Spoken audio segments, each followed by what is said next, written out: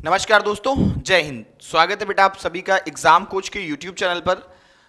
जल्दी से सब लोग बैच इस क्लास को शेयर कर दो और ज़्यादा से ज़्यादा लोग लाइव आ जाइए। आज हम लोग अपनी इस वाली क्लास में पढ़ने वाले हैं केवीएस पीआरटी का सोशलाइजेशन। आपका एक टॉपिक है सोशलाइजेशन। 1 नंबर से 2 नंबर के क्वेश्चंस यहाँ से आने की संभावना रहती है। ज़्यादा से ज़्यादा 2 और कम से कम 1 नंबर तो आएगा ही आएगा। तो अगर आप इस क्लास को पूरी तरीके से देखते हैं तो आप अपने 1 नंबर जरूर पक्के करके जाएंगे। तो बात करते हैं बेटा हम लोग सोशलाइजेशन की। क्या होता है सोशलाइजेशन? सोशलाइजेशन को बोलते हैं हम लोग हिंदी में सामाजीकरण। क्या है?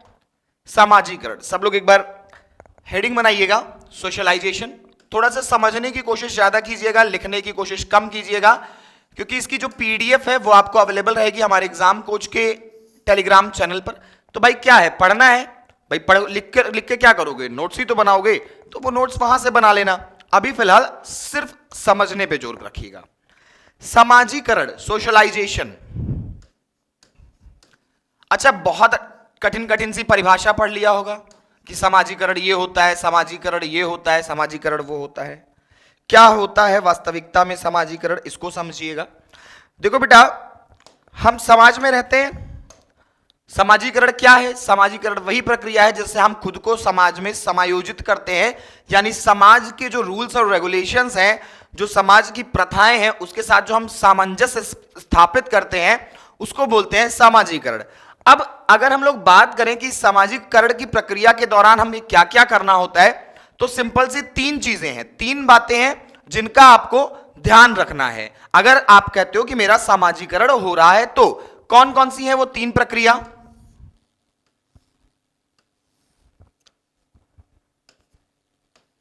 देखो बेटा, अगर आप समाज में रह रहे हो तो आपको फॉलो करना पड़ता है एनसीआर का रूल। एनसीआर, एनसीआर का क्या मतलब होता है? एन फॉर होता है आपका नॉर्म्स। एन फॉर क्या होता है? नॉर्म्स। सी फॉर क्या होता है? सी फॉर होता है कस्टम। कस्टम का मतलब रीति रिवाज। और आर का मतलब होता है rules. Norms, custom and rules. यानी कि ये एनसीआर जो ट्रिक है, इस ट्रिक को आप याद रखेंगे तो पूरा का पूरा सोशलाइजेशन आपको समझ में आ जाएगा। नॉर्म्स को हम लोग हिंदी में क्या कहते हैं? नॉर्म्स को हम लोग हिंदी में बोलते हैं नियम। भाई, हम समाज के नियमों को मानना, समाज की जो प्रथाएं हैं, समाज का जो रीति रिवाज है, जो उसको मानना, और समाज के द्वारा कुछ कानून बनाए गए हैं, इन कानूनों को मानना।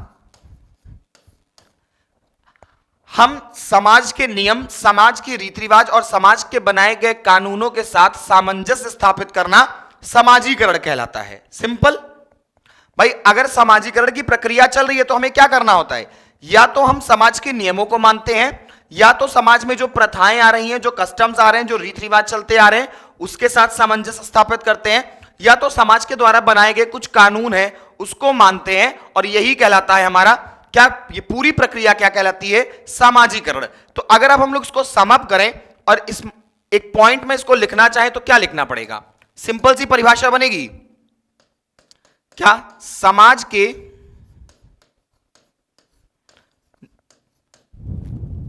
द्वारा बनाए गए, समाज के द्वारा बनाए गए नियम, समाज के द्वारा बनाए गए नियमों, रीति रिवाज, प्रथाओं और कानून और कानूनों के साथ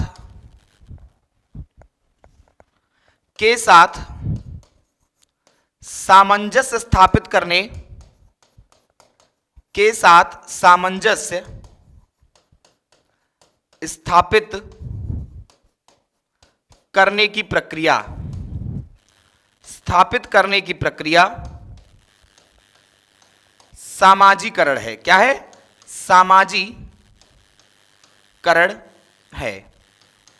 सिंपल, इतनी सी बात है। अगर आप सिंपल परिभाषा के द्वारा समझना चाहो कि क्या होता है सामाजीकरण, तो समाज के द्वारा बनाए गए नियम, रीति रिवाज और कानून, इसके साथ जब आप सामंजस्य स्थापित करते हो तो इस पूरी प्रक्रिया को हम क्या बोलते हैं? इस पूरी प्रक्रिया को हम बोलते हैं कि हमारा सामाजिकरण हो रहा है। हम समाज के नियमों को मान रहे हैं, हम समाज के रीति रिवाज को मान रहे हैं, हम समाज के द्वारा बनाए गए कानूनों को मानना और खुद को उसके हिसाब से एडजस्ट करना सामाजिकरण कहलाता है। अब क्या कुछ विशेषताएं हैं सामाजिकरण की? सामाजिकरण के क्या गुण हैं इसको जानेंगे। सामाजिकरण के क्या सिद्धांत हैं, सामाजिकरण कितने प्रकार का होता है, ये सारी चीजें हम लोग अपनी आज की क्लास में समझेंगे। इतना आपको अगर समझ में आ गया तो समझ लीजिए कि आप आधी चीज सामाजिकरण के बारे में जान गए कि क्या होता है, आखिर होता क्या है सामाजिकरण।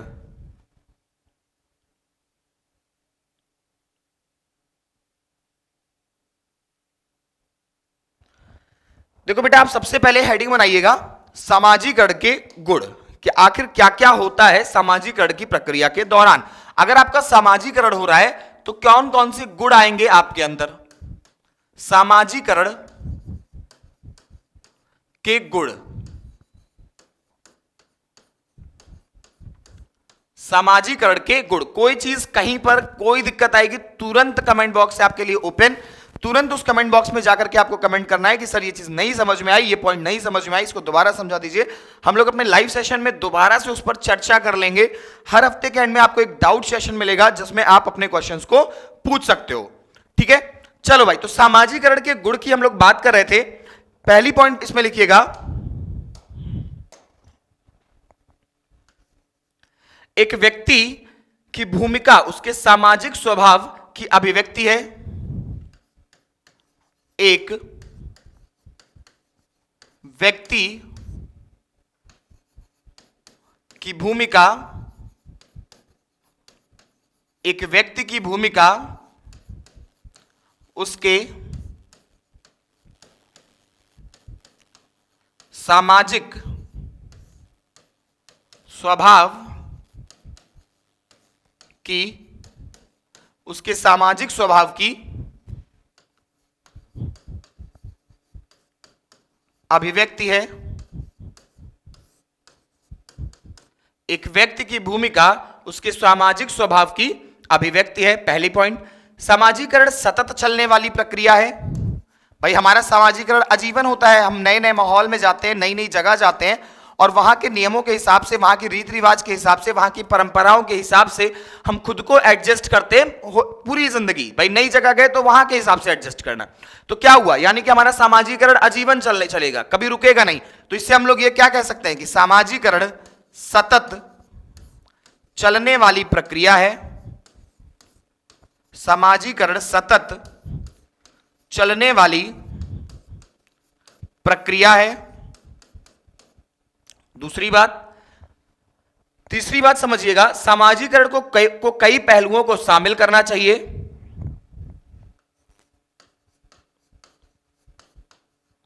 सामाजिकरण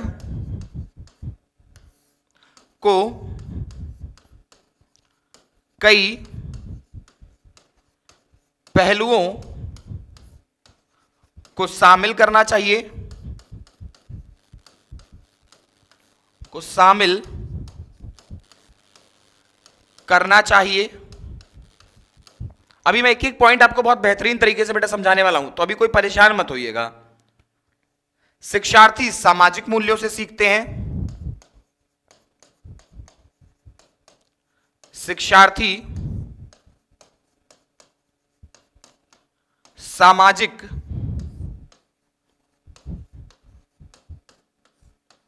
मूल्यों से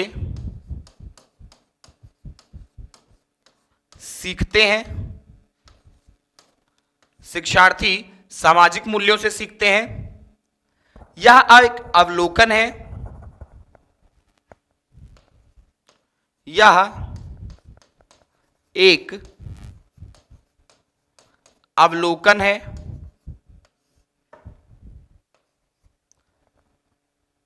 यह एक सक्रिय प्रक्रिया है।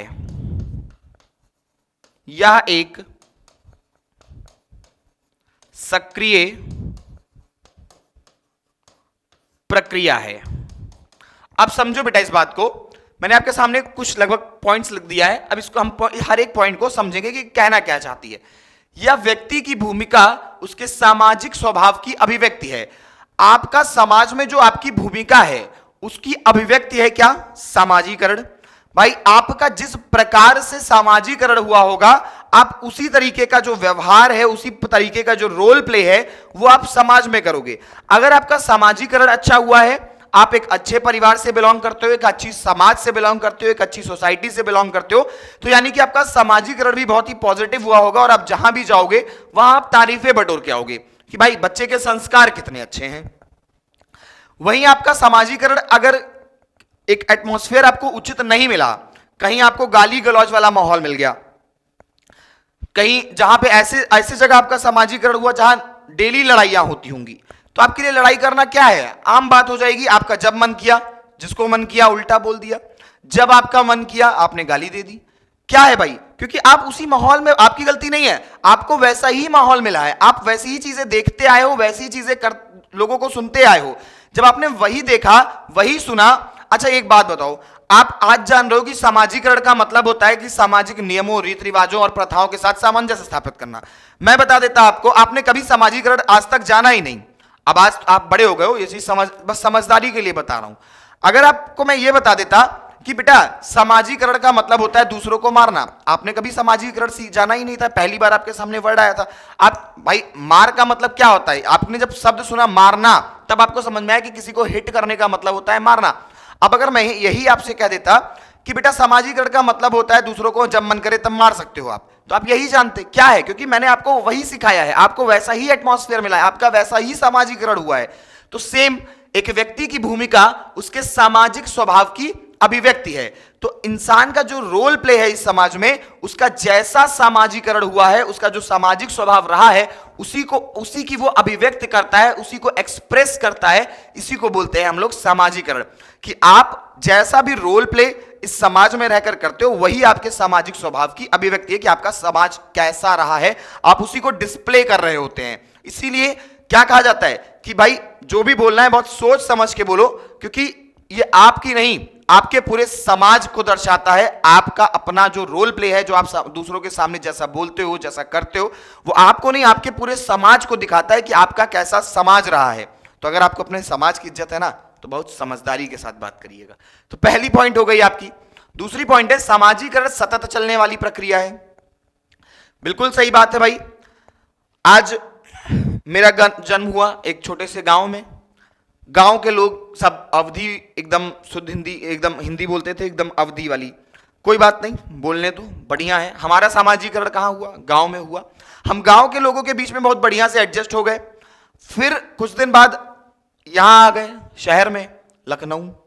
अब यहां क्या हुआ? यहां के लोगों के बोलने, हम जब वहां खाना मांगता होता था तो कहते थे दाल भात। यहां क्या हुआ? अचानक से आए, चेंज आया, दाल चावल मांगना पड़ रहा था। क्या हुआ भाई? दाल भात जाके बोल दिया, लोग हंस लिए।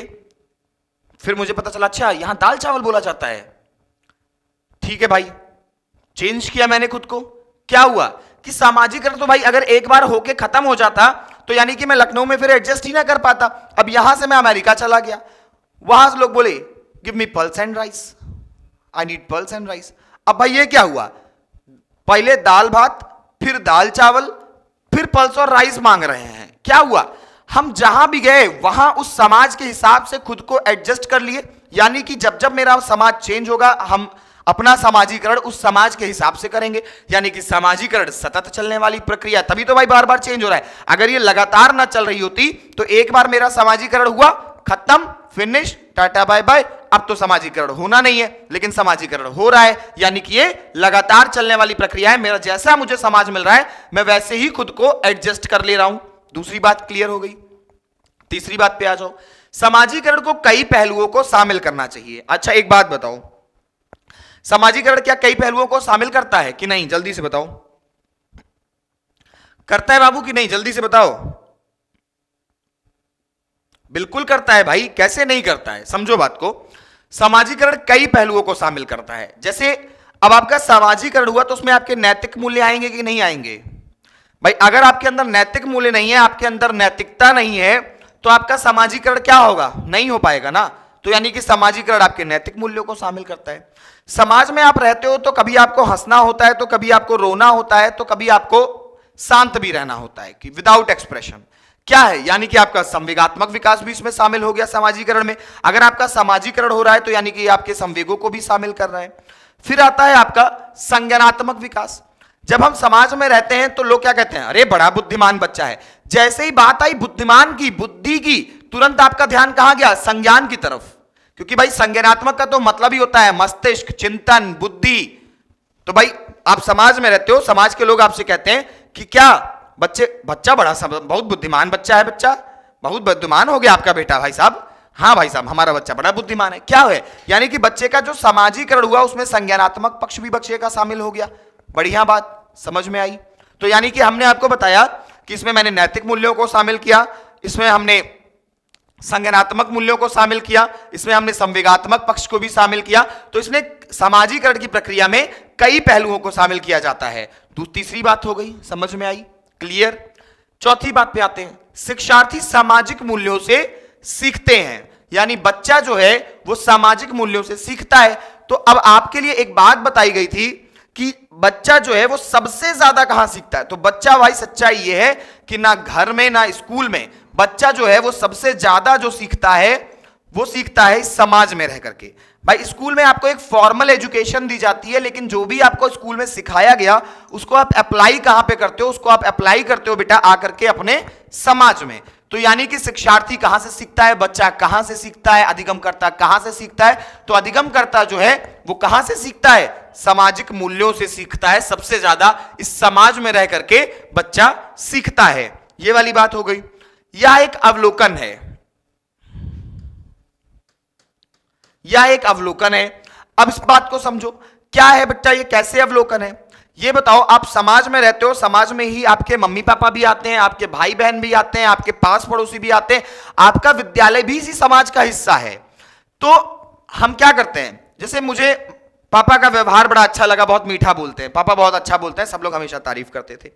मैंने क्या किया, या फिर पड़ोस वाले अंकल जी बड़ा अच्छा बोलते थे, जरूरी नहीं पापा ही बोले, भाई पड़ोसी वाले भी बोल सकते हैं, पड़ोसियों से इतनी घृणा करनी अच्छी बात नहीं है, ठीक है। तो मान लिया पड़ोस वाले अंकल जी बहुत बढ़िया बोलते थे। अब हमने क्या किया, उनको उनका अवलोकन किया, देखा कि ये कैसे बोलते हैं, क्या बोलते हैं, उनसे सीखा मैंने। और उनसे सीखने के बाद उस व्यवहार उनको, उनकी जो बातें मुझे अच्छी लगी उसको हमने अपने व्यवहार में उतार लिया।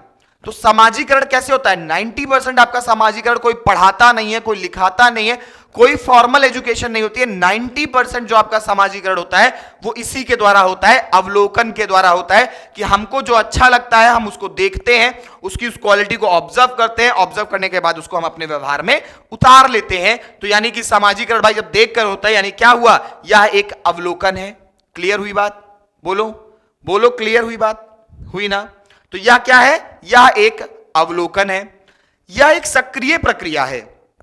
आप इस समाज में रहते हो, इस समाज में एक सक्रिय प्राणी के रूप में रहते हो।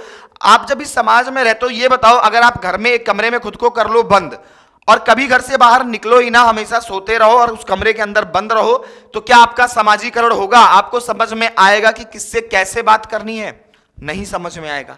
तो यानी कि जब आप इस समाज में बाहर निकलते हो, लोगों के बीच में उठते बैठते हो, उनसे बात करते हो, तो आपको समझ में आता है कि समाज के बीच में कैसे सामंजस्य स्थापित करना है, समाज के क्या नियम है, समाज के क्या रीति रिवाज है, समाज की क्या प्रथाएं हैं। इसका नॉलेज आपको तभी होता है जब आप इस समाज में एक्टिव पार्टिसिपेशन करते हो, यानी कि सक्रिय भागीदारी करते हो। जब आप सक्रिय भागीदारी करते हो तो आपका समाजीकरण होता है। तो यानी कि समाजीकरण क्या हुआ, समाजीकरण एक सक्रिय प्रक्रिया है। मानोगे अब इस बात को कि नहीं मानोगे, बताओ भाई। इतनी बात समझ में आई बेटा,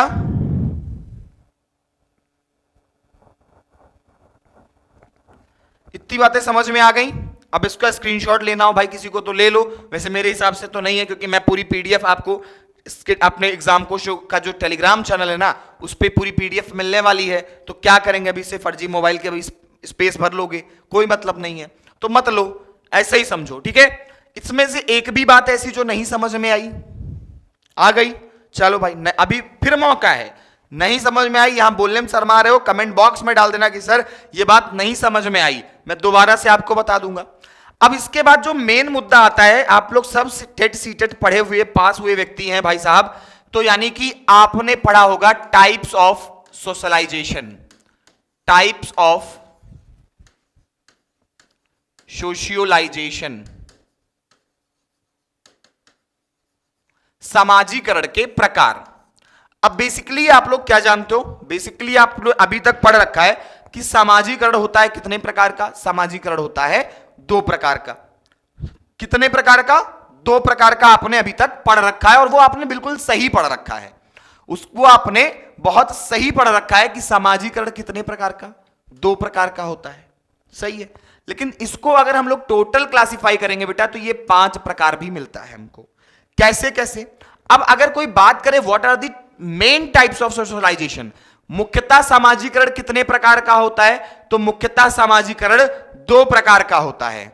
अगर कोई पूछे समाजीकरण के कितने प्रकार, 5, मुख्यतः समाजीकरण के कितने प्रकार, 2। कैसे, मुख्य समाजीकरण,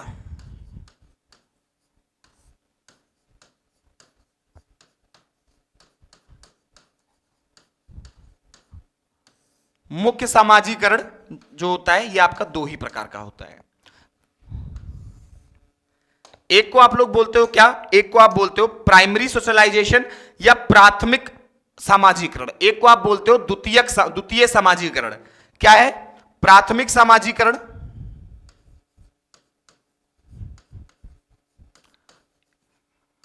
एक हुआ आपका बेटा प्राथमिक समाजीकरण, एक हो गया बच्चा आपका द्वितीय समाजीकरण। क्या हुआ, द्वितीय समाजीकरण।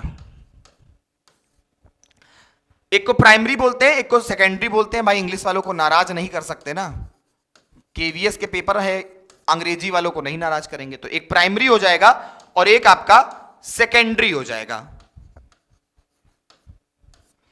अब सिंपल सी एक बात जानते हो, ज्यादा इसमें हौच-पौच मत करना, सिंपल सी एक बात जान लो, कभी भी प्राथमिक समाजीकरण की बात करता है तो सबसे पहले आपका समाजीकरण शुरू होता है आपके परिवार में। सबसे पहले आप परिवार, देखो भाई जो आपने परिभाषा पढ़ी है वो क्या पढ़ी थी आपने, सबसे पहले जो आपने परिभाषा पढ़ी वो पढ़ी आपने क्या, कि समाज के नियम से, रीति रिवाज से, कानून से परिचित होना, सामंजस्य स्थापित करना समाजीकरण कहलाता है।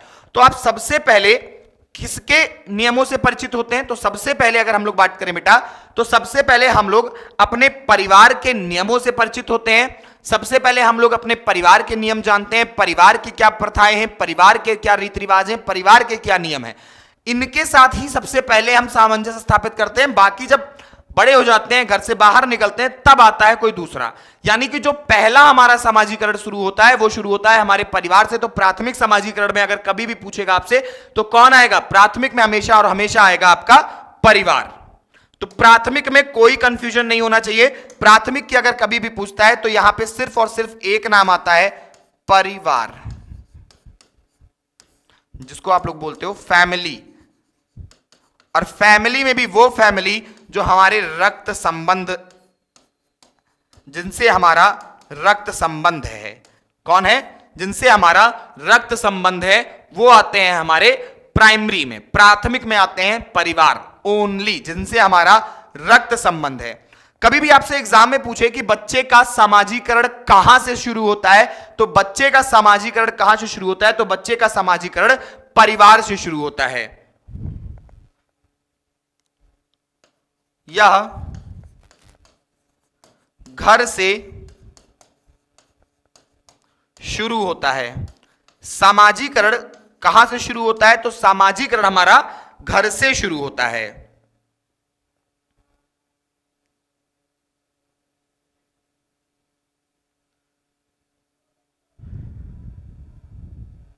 बच्चे का समाजीकरण शुरू घर में होता है। अब जब भाई प्राथमिक में सिर्फ एक आया परिवार, तो अब आपसे एग्जाम में पूछेगा कि पास पड़ोसी किस में आएंगे, पास पड़ोसी, पड़ोसी कहां आएंगे, तो पड़ोसी द्वितीयक में आएंगे। फिर आपसे आजकल एक हॉट सा क्वेश्चन चला है, मास मीडिया, यानी कि ये टीवी जो है ये कहां आएगा, ये आपका द्वितीयक में आएगा। स्कूल किस में आएगा, स्कूल भी आपका द्वितीयक में आएगा। प्लेग्राउंड पूछता है आपसे, लाइब्रेरी पूछता है आपसे, ये सारी की सारी चीजें आपकी कहां आएंगी, द्वितीयक समाजीकरण में आएंगी। तो अब भाई समाजीकरण कहां से शुरू होता है, घर से शुरू होता है। बच्चे का संज्ञानात्मक विकास पूछता है आपसे एग्जाम में सबसे ज्यादा कहां होता है, तो बच्चे का जो संज्ञानात्मक विकास है वो सबसे ज्यादा होता है कहां पे, स्कूल में।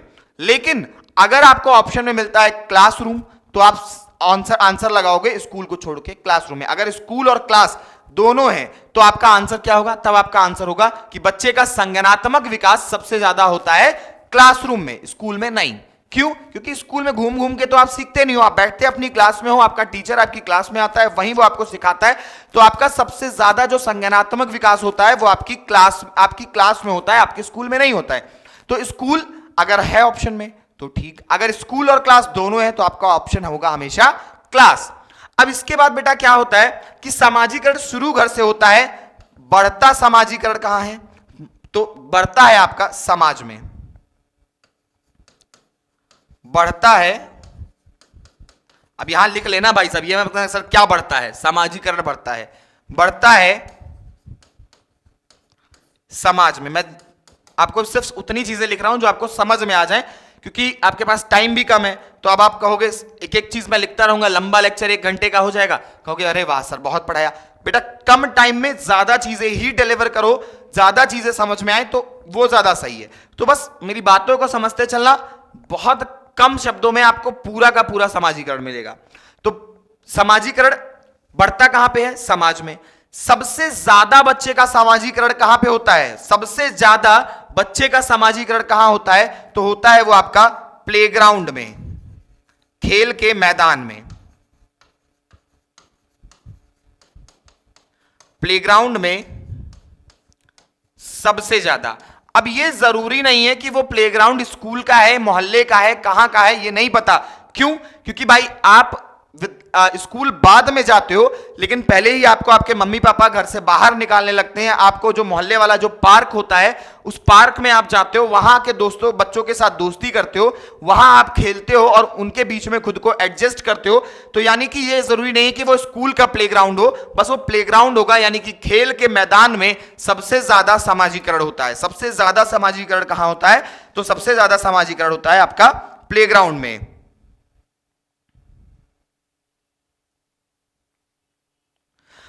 ये क्वेश्चन, इसको आप एक अलग पॉइंट के रूप में भी लिख लेना कि सबसे ज्यादा समाजीकरण कहां होता है, तो प्लेग्राउंड में होता है। और मैंने आपको ये पहले ही बता दिया कि ये जरूरी नहीं है कि वो कहां का प्लेग्राउंड हो, सबसे ज्यादा समाजीकरण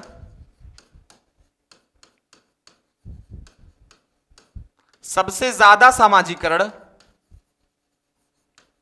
प्ले ग्राउंड में, स्टार लगाए बेटा, समझ लेना इंपॉर्टेंट है। सबसे ज्यादा समाजीकरण प्ले ग्राउंड में होता है। और यह आपका केवीएस 2015 का क्वेश्चन था। केवीएस 2015 में आपसे पूछा था कि बच्चे का समाजीकरण सबसे ज्यादा कहां होता है, तो बच्चे का सबसे ज्यादा समाजीकरण प्लेग्राउंड में होता है। अब वो विद्यालय का है, मोहल्ले का है, ये नहीं डिसाइडेड है, सब जगह होता है, ठीक है। वास्तविक समाजीकरण आपका पूर्व बाल्यावस्था में शुरू होता है, क्योंकि पूर्व बाल्यावस्था में ही वो समय होता है। भाई पूर्व बाल्यावस्था से पहले का जो समय होता है वो आप अपने परिवार के बीच में बिताते हो, लेकिन उसके बाद जब पूर्व बाल्यावस्था में आप प्रवेश करते हो तो आप घर से बाहर निकलते हो। पहली बात, आपका समाज बढ़ता है, यानी कि आप अपने पास पड़ोस के बच्चों से इंटरेक्ट करना शुरू करते हो। आप विद्यालय जाना शुरू करते हो। विद्यालय जाते समय आपके रास्ते में एक बाजार पड़ती है, वहां पे आप सब बहुत कुछ चीजें देखते हो। आप क्लासरूम में कम से कम 50 बच्चों का एक क्लासरूम, उसमें हर अलग अलग कास्ट, अलग अलग कम्युनिटी, अलग अलग ऊंच नीच, गरीब अमीरी वाले बच्चे, तो सब वहां पे आपको बहुत ज्यादा डाइवर्जन मिलता है। बहुत ज्यादा आपका जो बैकग्राउंड होता है वो पूरा चेंज होता है, क्योंकि आपने कभी ईद का नाम नहीं सुना था, आपके स्कूल में हो गई ईद की छुट्टी, आपके 4 मित्र कह रहे अरे वाह आज तो सिवई खान, मेरे घर पे सिवई बनेगी, अब तो सिवई खाने को मिलेगा। क्या हुआ? आपने नई चीज सीखी, ईद, ये तो मेरे घर पे कभी नहीं हुई। तब आपका वहां पे क्या हुआ? वहां पे आपका हुआ समाजीकरण। तब आपने जाना ईद के बारे में, क्योंकि परिवार ने तो आपको ईद के बारे में बताया नहीं, क्योंकि वहां तो आप अपने ही रीति रिवाज से परिचित हो रहे थे। लेकिन जब आप बाहर निकले, पूर्व बाल अवस्था में स्कूल गए, तो आपका समाजीकरण बहुत ज्यादा तेजी से हुआ। तो यानी कि जो बच्चे का वास्तविक समाजीकरण है ये पूर्व बाल्यावस्था से शुरू होता है। वास्तविक सामाजीकरण पूर्व बाल्यावस्था से शुरू होता है। वास्तविक समाजीकरण पूर्व बाल्यावस्था से शुरू होता है। ठीक है बेटा, कि वास्तविक समाजीकरण कहां से होता है? पूर्व बाल्यावस्था से शुरू होता है। चलो भाई आगे आ जाओ। अब इसके बाद मैंने आपको बताया था कि जो समाजीकरण होता है मुख्यतः दो प्रकार का होता है, लेकिन अगर हम लोग बात करें कि समाजीकरण कितने प्रकार का होता है, तो टोटल समाजीकरण आपका 5 प्रकार का होता है, जिसमें से 2 आपने देख लिया, प्राइमरी यानी कि प्राथमिक और द्वितीयक यानी कि सेकेंडरी। अब तीसरा जो प्रकार है एक हमको जानना है, डेवलपमेंटल सोशलाइजेशन। तीसरा जो है हमारा विकासात्मक समाजीकरण है। विकासात्मक समाजीकरण। विकासात्मक समाजीकरण या डेवलपमेंटल सोशलाइजेशन। तो भाई हम इसको सिंपल तरीके से परिभाषित कर सकते हैं। विकासात्मक का क्या मतलब हुआ? कि समाजीकरण का विकास होना। तो यानी कि इस सामाजिक संस्था में रहते हुए, एक सामाजिक संस्था में रहते हुए अपने अंदर सामाजिक कौशल को विकसित करने का गुण विकासात्मक समाजीकरण कहलाता है।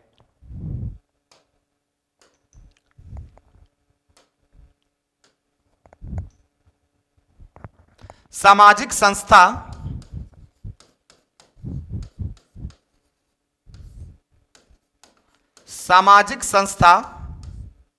में सामाजिक कौशल, व्यवहार सीखने या सामाजिक कौशल या सामाजिक कौशल विकसित करने की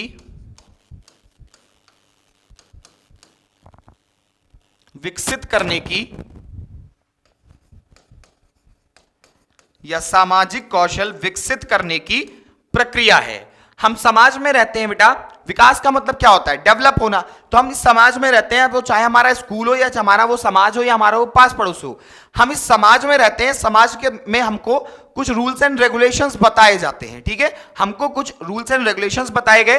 अब उन रूल्स एंड रेगुलेशंस को हम फॉलो करते हैं, अपने व्यवहार में उतारते हैं, कुछ सामाजिक कौशल सीखते हैं।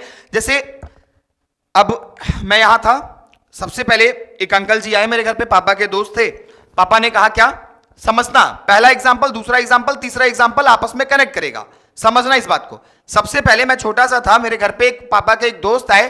पापा ने पहले ही मुझे बता दिया कि बेटा आज मेरे एक फ्रेंड आएंगे, आपके एक अंकल आएंगे, आपको क्या करना है? उनको नमस्ते कहना है। वो आप, मैंने पूछा क्यों करना है? उन्होंने कहा अरे बेटा वो आपसे बड़े हैं, आपके अंकल हैं, तो आपको उनको क्या करना है? नमस्ते करना है। मैंने कहा हाँ पापा बिल्कुल करेंगे।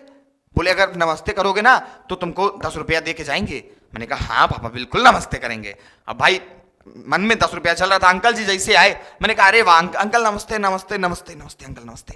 अब भाई अंकल जी बड़े गदगद, अरे वाह बच्चा कितना छोटा सा है, कितना समझदार हो गया, बताओ अभी से नमस्ते बोल रहा है, वाह बहुत बढ़िया संस्कार है बच्चे को, बहुत बढ़िया संस्कार है। अंकल जी जाने लगे, उन्होंने मुझे 10 रुपए दिया। अब मैंने अपने दिमाग में एक समाजीकरण जो हुआ मेरा, वो मैंने अपने दिमाग में बैठा लिया कि कोई भी बड़ा आएगा अगर उसको नमस्ते बोलेंगे तो मेरी तारीफ होगी और हो सकता है कुछ पुरस्कार भी मिल जाए।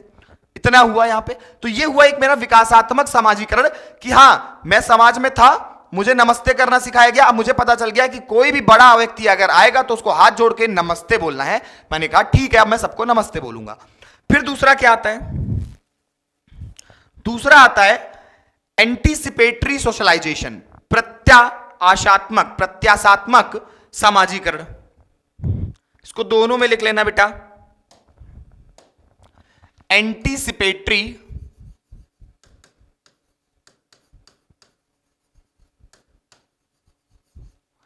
या प्रत्याशात्मक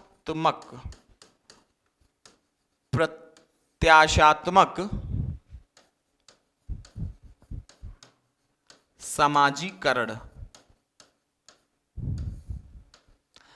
क्या होता है आपका? आपने देखा होगा कि आप जब आप जेल जाते हो, जेल जाने की नौबत आती है, तो आप क्या करते हो? आप करवाते हो अपनी एंटीसिपेटरी बेल।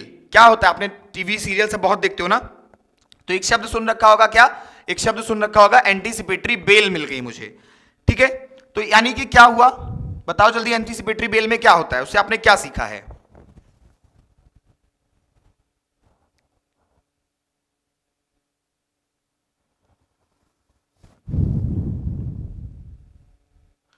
चलो भाई पहले लिख लो, फिर समझाते हैं इसको भी। एग्जाम्पल समझोगे तो ज्यादा बढ़िया से समझ में आएगा।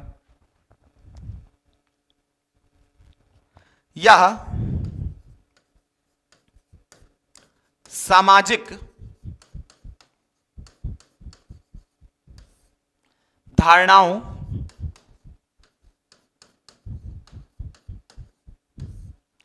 और मूल्यों में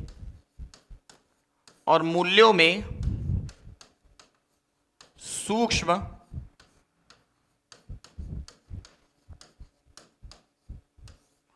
परिवर्तन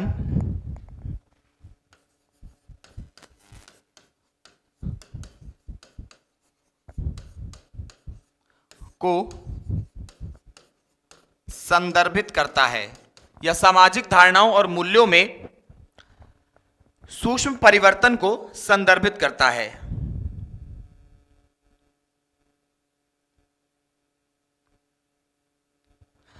अब देखो बेटा, हुआ क्या कि अंकल जी आए, मैंने नमस्ते बोला, मुझे 10 रुपए मिले, बड़ी तारीफ हुई, गए अंकल जी। तो ये क्या हुआ? ये हुआ हमारा विकासात्मक समाजीकरण। फिर क्या हुआ? एक दिन मेरे छोटे वाले चाचा जी आए, मम्मी ने बताया मुझे कि आज आपके छोटे वाले चाचा आ रहे हैं। तो अब भाई हम लोगों के परिवार में कुछ ये है ना कि जब बाहर के कोई अंकल जी आते हैं तो उनको नमस्ते बोलना होता है, और जब घर से परिवार वाले जो चाचा जी आते हैं, दादाजी आते हैं, तो उनको पैर छू के ना प्रणाम, ऐसे दोनों पैर छू के और फिर प्रणाम बोलना होता है। ठीक है, तो मैंने क्या किया, मुझे इतना सिखाया गया था कि कोई अंकल जी आएंगे तो आपको नमस्ते बोलना है। वो अंकल जी, मेरे चाचा जी आए, मैंने क्या किया, उनको बोला नमस्ते अंकल, हाथ जोड़ के। बोले अरे इसको इतना नहीं पता है कि पांव छूते हैं, पांव छू के आशीर्वाद लिया जाता है, तुम इनको इतना ही नहीं पता, इतने बड़े हो गए। यार अब बताओ क्या हुआ? सब गड़बड़ हो गई, सब गड़बड़। मुझे सिखाया गया था कि कोई भी बड़ा आता है तो नमस्ते करना है, मैंने अपनी तरफ से क्या गलत किया था भाई? लेकिन अब ये पैर छूने वाला कॉन्सेप्ट आ गया, प्रणाम बोलना था। ठीक है, तो क्या हुआ कि अब फिर से मुझे सिखाएगा कि बेटा जब अपने घर का कोई चाचा आता है, जब अपने घर के चाचा जी दादाजी आते हैं तो उनके पैर छुए जाते हैं। मैंने क्या किया, फिर कॉन्सेप्ट में चेंज किया, फिर मैंने कॉन्सेप्ट में चेंज किया। अब क्या सीखा मैंने कि अगर कोई घर का आएगा तो मुझे क्या करना है, तो मुझे प्रणाम बोलना है, पांव छूना है उनके। तो सामाजिक धारणा जो मैंने एक पहले सीखी थी विकासात्मक में कि जो भी चाचा आएंगे उनको नमस्ते बोलना है, वो वहां पे नहीं हो पाई। यहां पे चेंज हुई चीजें कि सामाजिक धारणा और मूल्यों में सूक्ष्म परिवर्तन को संदर्भित करता है, यानी कि आपको चेंज लाना पड़ता है अपने अंदर। इसी को बोलते हैं हम लोग एंटीसिपेटरी सोशलाइजेशन या प्रत्याशात्मक समाजीकरण, कि जो भी मूल्य आपके अंदर पहले थे उन मूल्यों में थोड़ा सा चेंज करना सामाजिक रूप से बेहतर बनने के लिए, यह आपका क्या कहलाता है? यह आपका कहलाता है एंटीसिपेटरी सोशलाइजेशन। अपने पहले के मूल्यों में थोड़ा सा परिवर्तन करना सामाजिक कौशलों में बेहतरी के लिए बोलता है आपका एंटीसिपेटरी सोशलाइजेशन। क्या बोलता है? Anticipatory socialization. ठीक है बेटा, फिर लास्ट वाला आता है एक और, उसको समझो। उसको हम लोग बोलते हैं बेटा रीसोशलाइजेशन, पुनः सामाजीकरण।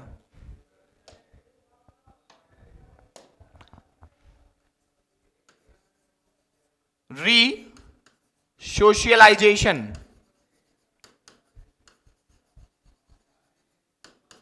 पुनः सामाजीकरण, पुनः सामाजीकरण। अब भाई ये पुनः सामाजीकरण क्या हुआ? सामाजीकरण तो हो चुका था, तो इसको पहले लिखो फिर समझेंगे। अपने पूर्व व्यवहार, अपने पूर्व व्यवहार को त्यागने, अपने पूर्व व्यवहार को त्यागने और जीवन में परिवर्तन के साथ और जीवन में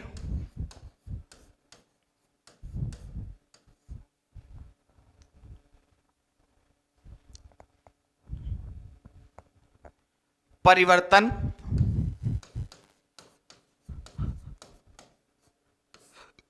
के साथ नए रूप में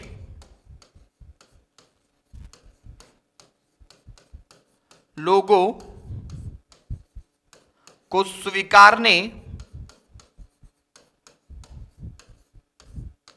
लोगों को स्वीकारने की प्रक्रिया है, लोगों को स्वीकारने की प्रक्रिया है समाजीकरण। हमने पहले क्या सीखा कि हमने सीखा कि कोई आएगा, चाहे अंकल जी आएंगे तो नमस्ते करना है। दोबारा हमने सीखा कि अगर घर का कोई आता है तो हमको प्रणाम बोलना है। अब जब दोबारा से हमारा रीसोशलाइजेशन होगा तो हम क्या करेंगे, हम एक फिक्स कॉन्सेप्ट बैठाएंगे कि अब भाई अंतर करना, भाई सबसे आप या तो परिचित करवा दो एक बार में। अब पता चल रहा है चाचा की, पापा के, बुआ की मौसी आई हैं, अब हमको क्या पता भाई वो कौन है, पहले से मेरा परिचय है नहीं। तो क्या हुआ कि कुछ नहीं, अगर कोई पहला आता है तो आपको क्या करना है, आपको बस प्यार से हाथ जोड़ना है, सर झुकाना है और रिश्ता आपको बता ही दिया जाता है कि हाँ कौन है, बुआ जी हैं, बुआ जी प्रणाम। फिर अगर आगे आपको लगता है आप प्रणाम बोल दोगे, उससे उतना काम चल जाएगा कि हाँ आप प्रणाम बोलते हुए सर झुका के आगे निकल गए, इज्जत तो बच गई, आगे जैसा होगा आपको समझा दिया जाएगा। लेकिन हाँ उस वक्त आपको नमस्ते वाला ये जो कॉन्सेप्ट था ना, भाई ये तो दूसरों को बोलते हैं, घर के बाहर एकदम फॉर्मेलिटी लगती है, और जब अपने होते हैं तो वहां पे भाई पैर छुआ जाता है। तो कॉन्सेप्ट में क्या हुआ, कॉन्सेप्ट में हुआ ये कि आप कोई भी आए आप बस हाथ जोड़ो प्रणाम, सबके लिए चल जाएगा, ये सबके लिए चल जाएगा, किसी के लिए भी कोई भी हो सबके लिए चल जाएगा। तो क्या हुआ, फिर हमारा रीसोशलाइजेशन हुआ कि अपने पूर्व के व्यवहार, जो हमारा पहले का व्यवहार था उसको हमने त्यागा और जीवन में परिवर्तन के साथ नए रूप में लोगों को स्वीकारने की प्रक्रिया क्या कहलाती है, यह आपका रीसोशलाइजेशन कहलाती है। समझ में आई बात बेटा?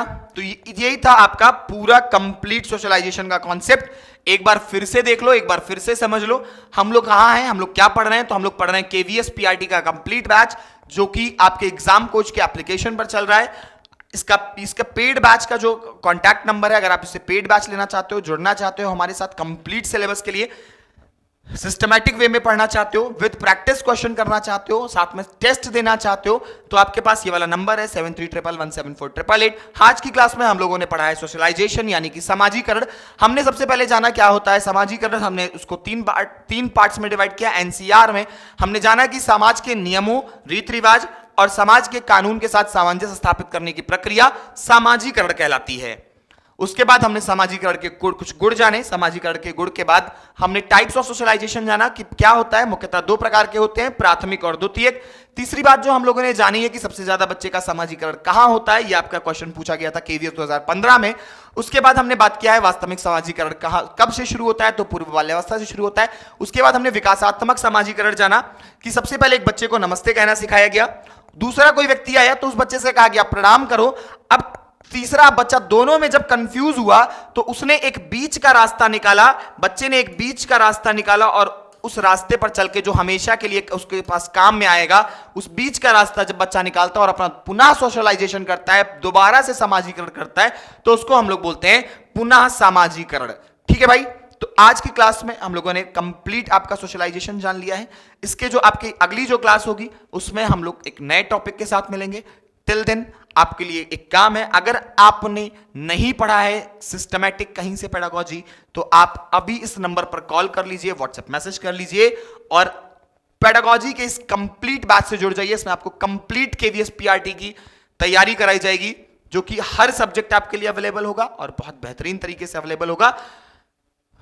फीस भी बहुत मिनिमम है, एक बार कॉल करके बात कर लीजिएगा, ठीक है। बहुत मिनिमम फीस है, इतनी फीस है कि जिससे ज्यादा आपका मोबाइल का रिचार्ज हो जाएगा। तो फिलहाल आज की क्लास को इतना ही रखते हैं, बाकी मिलते हैं अपनी नेक्स्ट क्लास में। टिल देन बाय बाय, जय हिंद, जय भारत।